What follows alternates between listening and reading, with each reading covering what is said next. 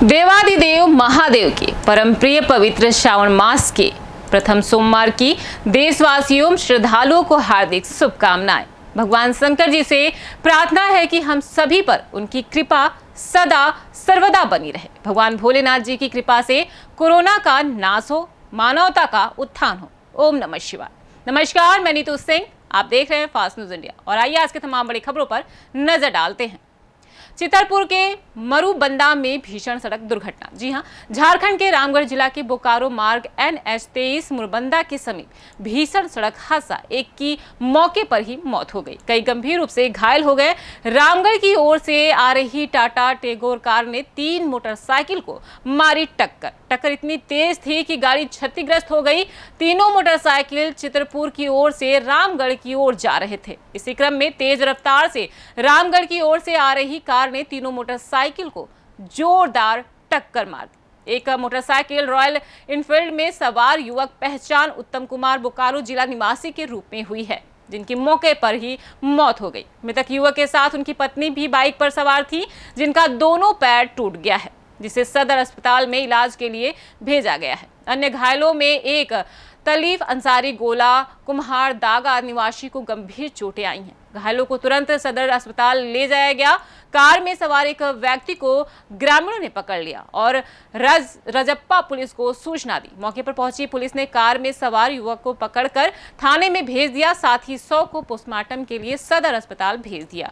इस दौरान रजप्पा थाना के SI अभय कृष्णा गिरी ने घटनास्थल पर पहुंचकर स्थानीय लोगों से जानकारी इकट्ठा कर जांच शुरू कर दी। कार में सवार सारे लोग बिहार के थे। कार में कई लोग सवार थे। एक को ग्रामीण ने पकड़ लिया तथा कई लोग मौके से फरार हो गए। आगे स्थानीय ग्रामीणों ने बताया कि कार में सवार सारे लोग शराब के नशे में थे। ड्राइवर भी शराब का सेवन करके कार चला रहा था।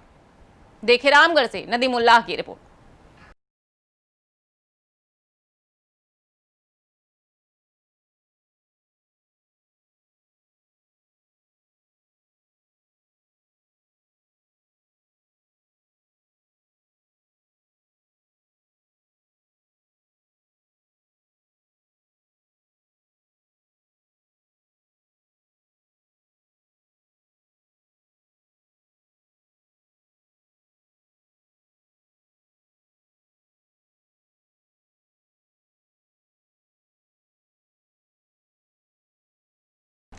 कासगंज में कोविड-19 के मरीज प्रतिदिन बढ़ रहे। जी हां, यूपी के जिला कासगंज के थाना कासगंज क्षेत्र में आज गांधी मूर्ति पर कोरोना वायरस से संक्रमित मरीज मिलने के बाद जगहों पर पूरी तरह से सील कर दिया गया है। कोरोना वायरस से संक्रमित मरीज के मिलने के बाद इलाके में दहशत का माहौल बना हुआ है। कासगंज में कोरोना पॉजिटिव मरीजों की संख्या दिन प्रतिदिन बढ़ती जा रही है। जितने भी लोग कोरोना पॉजिटिव लोगों के संपर्क में थे, उन सभी को प्रशासन ने क्वारंटाइन सेंटर भेजा है। मौके पर मौजूद स्वास्थ्य टीम के अधिकारी डॉक्टर विनोद नरेश, CHO गौरव अवस्थी, CHO डॉक्टर विकास भारती, रवि कुमार, CHO, समस्त एम्बुलेंस स्टाफ भी मौके पर रहे।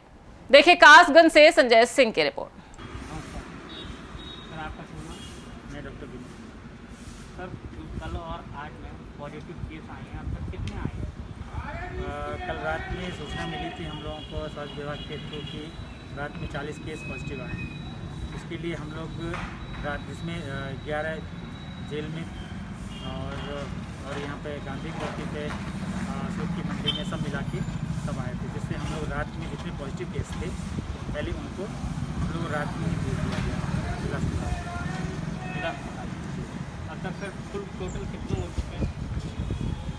टोटल केस जैसे कि रात में भेजा गया था कि उनके लिए जो पॉजिटिव केस है उनको तो रात में भेज दिया गया है ना।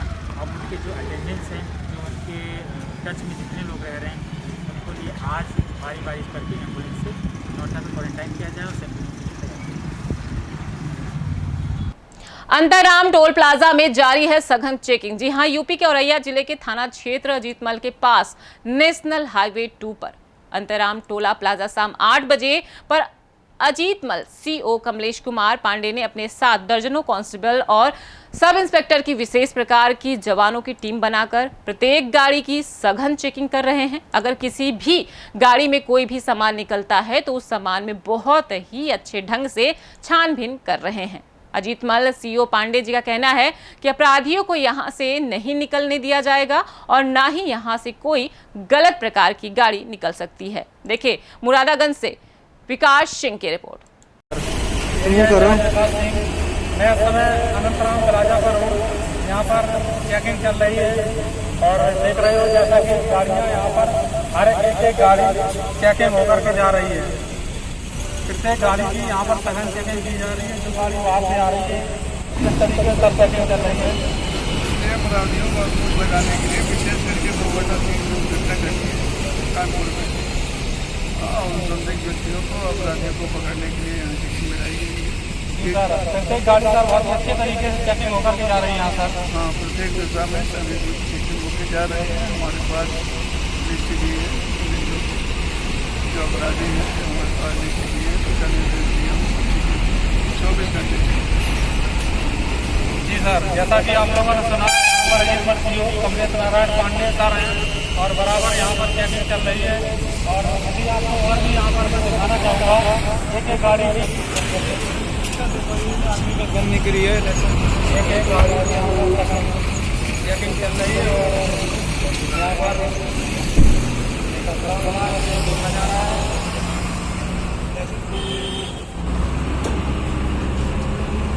निवासी मैन की चीज पर हम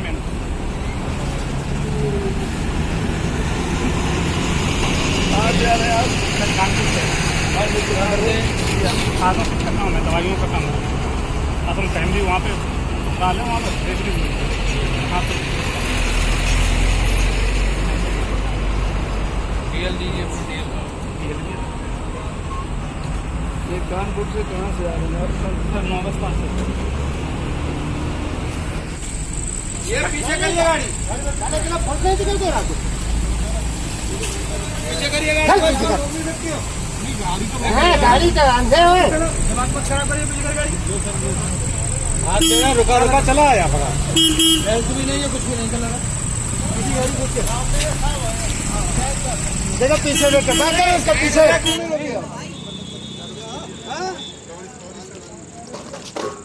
अरे भैया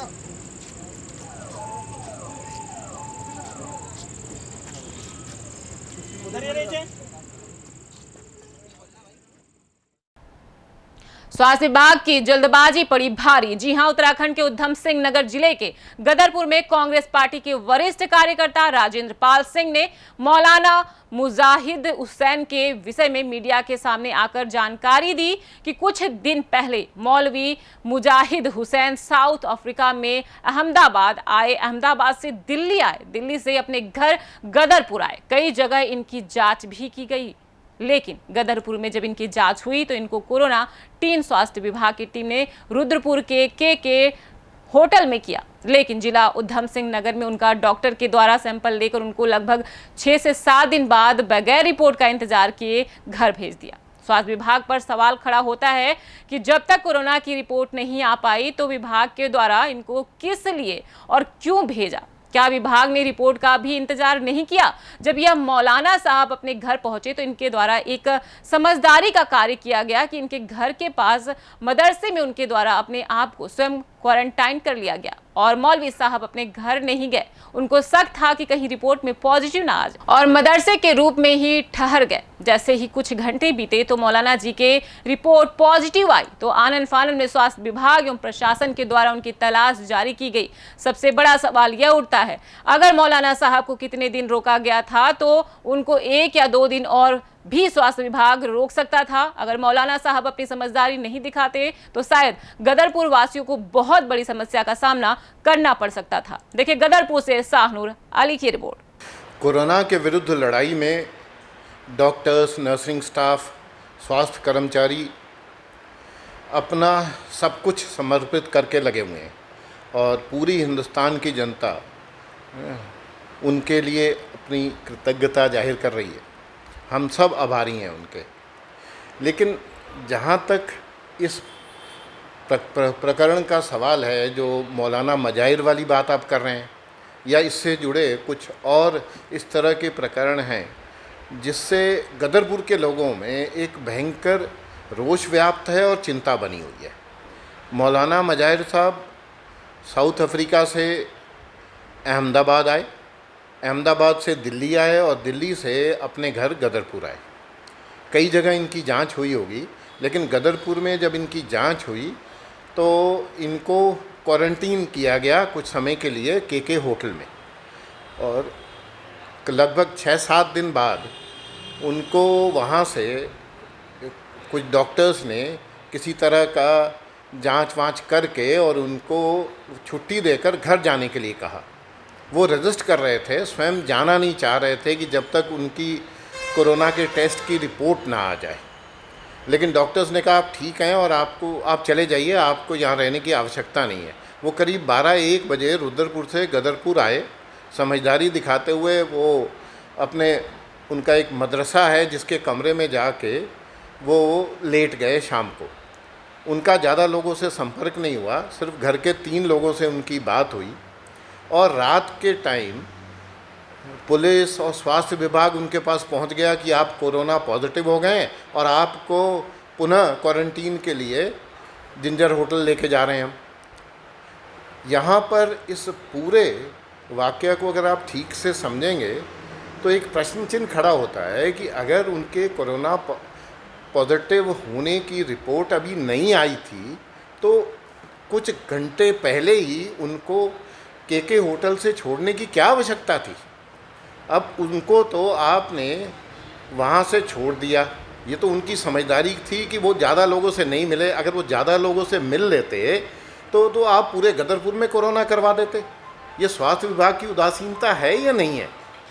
इसी तरह से कुछ दिन पूर्व मैतोज गांव के संजय नगर में भी ऐसी स्थिति उत्पन्न हुई थी। वहाँ भी मुंबई से 2 लोग आए थे अपना वो टेम्पू चलाकर, उनको क्वारंटीन किया गया था, रोका गया था, उनका टेस्ट किया गया था और उसकी रिपोर्ट आने से कुछ घंटे पहले उनको अपने घर भेज दिया गया। और घर आके गांव में आके वो कई लोगों से संपर्क में आ गए और उसके बाद स्थिति ये हो गई कि कम से कम वहाँ के 8-10 लोगों को फिर से क्वारंटीन करना पड़ा था। तो मुझे लगता है कि शायद वर्कलोड कुछ स्वास्थ्य विभाग के पास ज़्यादा है और इस वर्कलोड की वजह से वो इस तरह की अनजाने में गलतियां कर रहे हैं जिसका खामियाजा गदरपुर को भुगतना पड़ रहा है। मेरा तो स्पष्ट मत है प्रशासन से कि थोड़ी सी और संवेदनशीलता दिखानी चाहिए और स्वास्थ्य विभाग को थोड़ी सी और सतर्कता दिखाते हुए ज़रा और ईमानदारी से काम करना चाहिए। प्रतापगढ़ में पुलिस मुठभेड़ में 25,000 का इनामी बदमाश गिरफ्तार। जी हां, उत्तर प्रदेश में सरकार से आदेश मिलते ही ऑपरेशन क्लीन शुरू हो गया है। इसी के तहत देर रात इनामी अपराधी और पुलिस के बीच मुठभेड़ हुई, जिसमें 25,000 के इनामी को पैर में लगी गोली। प्रतापगढ़ में नगर कोतवाली पुलिस और साथ ही 25,000 का इनामी बदमाश रणजीत सिंह के बीच हुई मुठभेड़ हो गई। इसी मुठभेड़ में पुलिस की गोली पैर में लगने से घायल हुआ 25,000 का इनामी बदमाश। अपराधी रणजीत सिंह के पास एक 32 बोर की पिस्टल, कारतूस समेत बाइक हुई बरामद। यूपी के प्रतापगढ़ मधानता थाना क्षेत्र के अकोड़िया गांव का रहने वाला है। इनामी बदमाश रणजीत सिंह कई आपराधिक मामले में इसके खिलाफ है मुकदमा दर्ज। काफी दिनों से तलाश में लगी थी नगर कोतवाली पुलिस। मुखबिर ने सूचना मिली कि अपराधी रणजीत सिंह किसी घटना को अंजाम देने जा रहा है। फिर घेराबंदी कर उसे रोकने का प्रयास किया गया, लेकिन यह रुका नहीं और पुलिस पर फायर करने लगा। तब पुलिस की तरफ से भी जवाबी फायरिंग की गई। नगर कोतवाली इलाके में नरवा में हुई मुठभेड़। इस मुठभेड़ में अपराधी रणजीत सिंह को पैर में गोली लग गई। उसके बाद उसे पकड़ लिया गया, अस्पताल ले गया गया, जहां उसका उपचार किया गया। देखिए प्रतापगढ़ से विशाल रावत की रिपोर्ट। पकड़ने की सूचना मिल रही थी, सोशल मीडिया पे चल रही है, तो क्या है पूरा मामला?